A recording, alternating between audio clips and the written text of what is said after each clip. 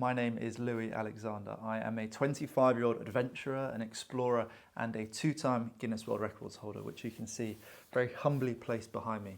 I've had this YouTube channel for over 2 years now, and the truth is it's been the home of many small clips from my adventures, whether it's running or swimming around the world. It's been the home too of some of the media interviews I've been lucky to do at the start of my career, like on television and radio. And the truth is this year, 2025, it's January as I record and hopefully post this. It's also the start of the next chapter of my career. And as much as I will continue this year with more adventures and hopefully Guinness World Records, in fact, I'm working on my plans right now for this year.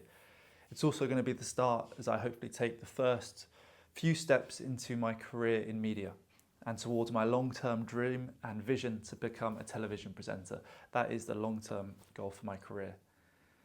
And that's why I want to start sharing more on YouTube, talking to you directly and sharing what it means to be an adventurer in the 21st century, what it means to be a professional explorer at 25 years old. I understand it's a very strange and rare job title, and I understand it's not a privilege that everyone has. So I want to start sharing more and talking directly to you, to the audience.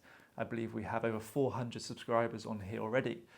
And that's a number I hope to keep and a number I hope to grow this year as I start to share more.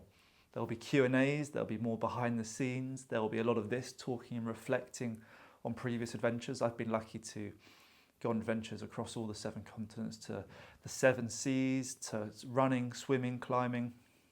It's been a true privilege. There's been a huge ups and downs, both on the challenges, both at home, with logistics, with sponsorship, with talks, all as you can imagine. And this will be my opportunity to share my story.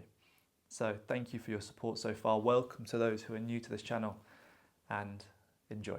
I think the best place to start for this very first video is to give a background, to share the story very briefly of what has led for me to be where I am today, to becoming a full-time professional adventurer at 25 years old. The story goes back about 6 years to when I was 19, when I went on my very first adventure.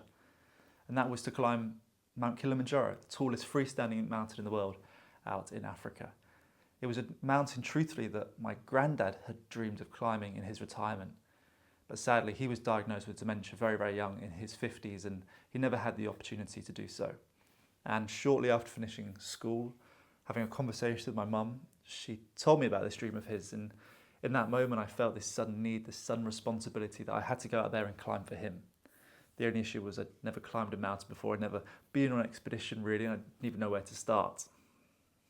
So I began this dream to figure out how, and over about 9 months I started training and preparing and fundraising for a charity called Alzheimer's Research UK, an incredible charity who I still support today. I set off and I was very lucky over a week of hiking out there to summits. And the truth is, although I did go out there for my granddad and for that incredible charity, it's safe to say I also returned home with something for myself, which was this brand new found passion and purpose, a passion for travel, for expeditions, for challenging myself, and a purpose within that maybe I could use these adventures for something bigger than just myself, and maybe I could use these as platforms to support these amazing causes like Alzheimer's Research UK.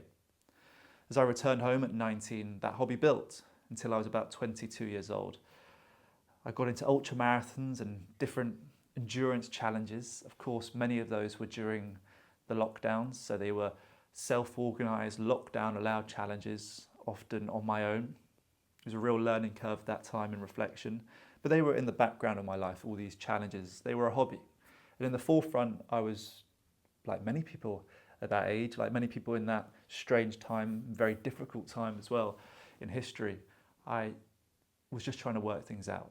I was trying different jobs across different industries, trying to pursue different careers, but none of them were working out. Not because I was failing them, but simply because I was not fulfilling that purpose that I had found on Kilimanjaro at 19.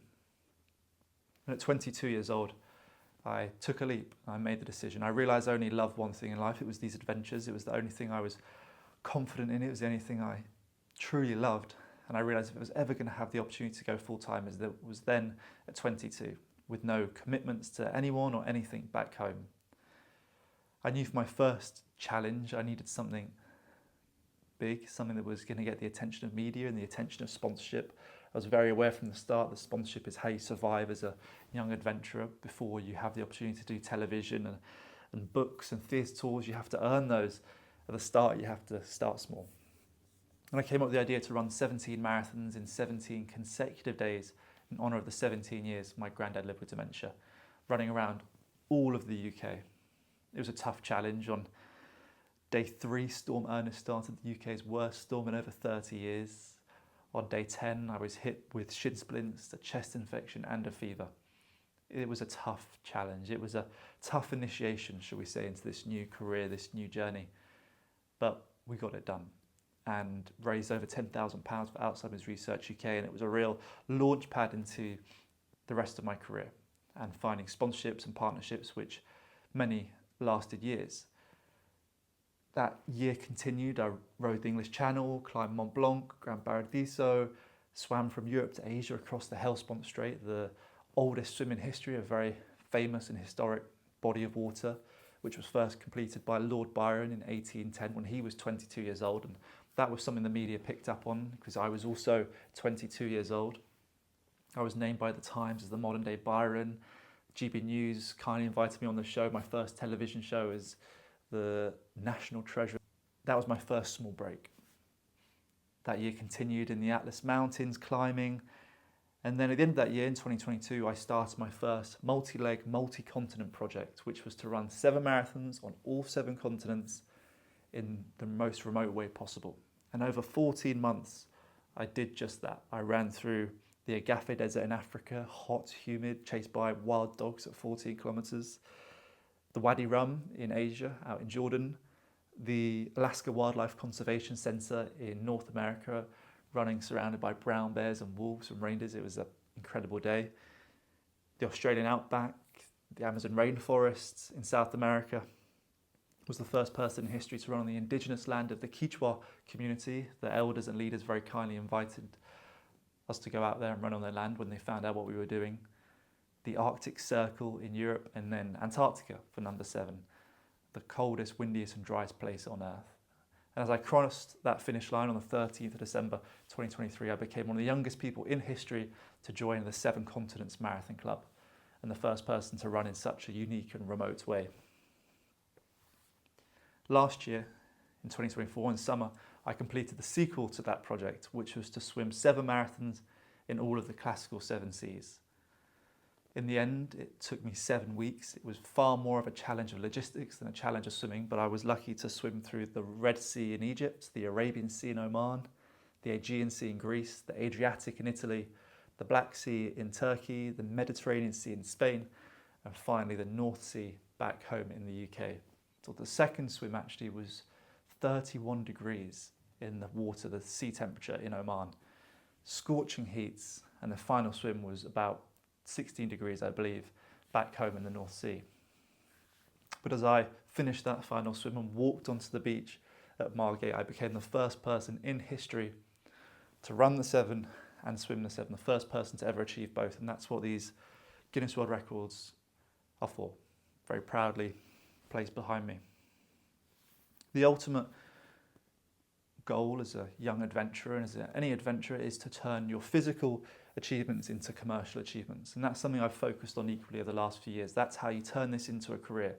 If you look up to heroes, many heroes of mine too, like Bear Grylls, Ben Fogle, Helen Skelton, they've turned their adventures and expeditions into hugely successful careers with television and writing books and theatre tours, as I mentioned before. And those are absolutely dreams of aspirations of mine. But already in the first 3 years, we've been very lucky to work with full-time sponsors, to give talks all around the UK. I gave my first international talks last year in Portugal too. I was named as the Adventure of the Month by National Geographic last year, and I even have been invited to number 10 to be the guest speaker. And in October, I sat in number 10 in the pillared room in front of an audience of about 80 people and shared stories from my adventures, from the Arctic to the Antarctic, and the lessons I've been lucky to return home with.